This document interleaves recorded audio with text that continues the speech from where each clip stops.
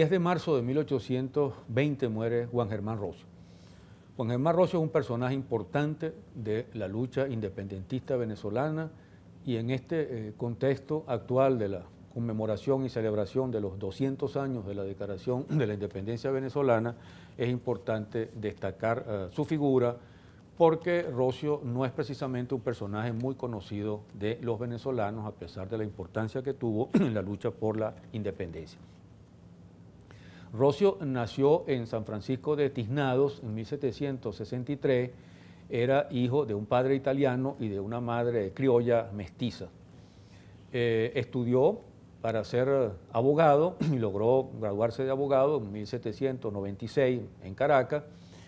pero en 1800 trató de entrar al Colegio de Abogados y el Colegio de Abogados lo rechazó porque tenía una madre mestiza. Esa era justamente la sociedad colonial venezolana de entonces. Rocio, sin embargo, reclamó, litigó y consiguió apoyos, inclusive el apoyo de la esposa del conde de San Javier, uno de los personajes más importantes de la colonia, y finalmente fue reconocido como abogado. Rocio tenía fama entonces de ser un abogado conflictivo para los patrones de la colonia, porque se lo consideraba defensor de los pardos y de los mulatos. En efecto, en una oportunidad había defendido a una mujer mulata porque se le había negado el derecho a usar alfombra en la iglesia para arrodillarse, algo que era una prerrogativa de los grandes cacaos, de los blancos, de los mantuanos. Y también se lo acusó en alguna oportunidad de haber sido simpatizante, por lo menos, de la conspiración de Gual y España en 1797. Realmente esto es muy difícil que haya sido así, porque el propio Rocio reconoció que hasta 1808, 1809, él había sido un claro partidario del despotismo, como él llamaba a la monarquía española. De tal manera que es muy difícil que haya tenido alguna vinculación, alguna simpatía por la rebelión de la conspiración de Gual y España que nunca pudo desarrollarse. Rocio se manifiesta como partidario pues, de la lucha contra los españoles y partidario de la independencia a partir de 1809 y va a tener una participación importante el 19 de abril y va a ser justamente uno de los criollos que aparece junto con José Félix Blanco entrando a la reunión del Cabildo presentándose como representante del pueblo y tuvo participación en la discusión con Emparan. Sin embargo, es de recordar que de acuerdo a la versión oficial que tenemos de los hechos del 19 de abril, Rocio era de los que estaba firmando un documento en el cual se reconocía que la Junta debía tener como presidente al propio Emparan. Y en ese momento es cuando entra Madariaga, según esa versión, y Madariaga obliga a suspender la redacción del documento, plantea la discusión con Emparan y finalmente se logra la destitución de Emparan. Sin embargo, Rocio tiene un papel sumamente importante en los meses que siguen. Él va a ser el representante o el jefe de las relaciones internacionales de la Junta del 19 de abril, va a dirigir comunicaciones buscando solidaridad de otras colonias españolas. Cuando se convoca a las elecciones para la Asamblea o Congreso Constituyente de Venezuela, es electo diputado, participa en ese Congreso llamado Congreso Admirable de 1811 y es uno de los redactores de la Declaración de Independencia de Venezuela, la que se produce el 5 de julio de 1811. Y no solo es redactor de la Declaración de Independencia de Venezuela, sino que participa en las decisiones, en las discusiones que siguen del Congreso y va a ser uno de los redactores de la primera Constitución venezolana que se aprueba a fines de 1811. De tal manera que Rocio es un personaje de mucha importancia para el proceso independentista venezolano.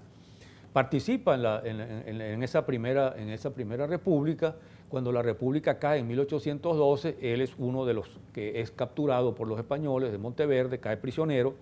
y forma parte del grupo que Monteverde llamó de los 8 monstruos. Eran 8 líderes independentistas que Monteverde devolvió a España y que fueron encarcelados en España, primero en Cádiz y después en Ceuta, en el norte de África. Allí él y Madariaga, que era otro de los monstruos, estuvieron varios años presos, en 1814 lograron escaparse, se fueron a Gibraltar, huyeron a Gibraltar, que era territorio colonial inglés, pero el gobernador inglés decidió entregárselos a los españoles. Por supuesto, la alianza de Inglaterra con España y la hipocresía de Inglaterra con relación a las luchas de la independencia en este territorio hispanoamericano favorecían esa actitud cómplice del gobernador de Gibraltar. Pero mientras estaban en la cárcel para ser entregados a los españoles y devueltos, por supuesto, a la prisión de Ceuta o quizá alguna otra peor, ellos hicieron salir una carta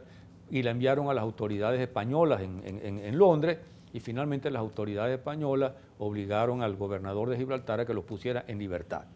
Al ser puestos en libertad, ya son en 1816, Rocio y Madariaga salieron a destinos distintos. Rocio se fue a los Estados Unidos, estuvo allí en varias ciudades estadounidenses y entre ellas estuvo en Filadelfia. Y en Filadelfia publicó su obra principal, que es El triunfo de la libertad sobre el despotismo, donde él, en una forma un poco autobiográfica, plantea por un lado su relación pues, con el despotismo y con la libertad, y también siguiendo un modelo teológico, político, porque Rocio era un católico muy comprometido con el catolicismo, un católico militante. Él trata de seguir un poco el modelo de las confesiones de San Agustín para ir mostrando entonces no solo su trayectoria pues, personal del despotismo a la democracia, sino también utilizando citas de los padres de la Iglesia y citas, documentos cristianos para ir mostrando la relación del cristianismo, relación favorable con esa lucha por la libertad. Esto puede ser bastante cuestionable desde diversos puntos de vista, pero lo importante es que Rocio se convierte así, y algunos lo han destacado, en uno de los precursores de alguna manera de la llamada teología de la liberación. En todo caso, Rocio sigue comprometido con la causa de la independencia, a pesar de que su salud está empeorando, sufre una grave enfermedad, un periodo de amenaza pues, de su vida por la mala salud en Filadelfia, pero luego se traslada de nuevo a Venezuela, ya para 1819, cuando se va a producir entonces el Congreso de Angostura, y Rocio tiene participación entonces allí en Angostura, e incluso es designado para ser vicepresidente de la República de Colombia que se está constituyendo, y luego queda encargado pues, directamente pues, de la vicepresidencia cuando más adelante se destituye al neogranadino Zea. Pero Rocio, a pesar de que colabora en el Correo del Orinoco y tiene participación pues, política hasta donde puede, está bastante enfermo, tiene una salud ya muy afectada y finalmente termina muriendo un día como hoy del año de 1820.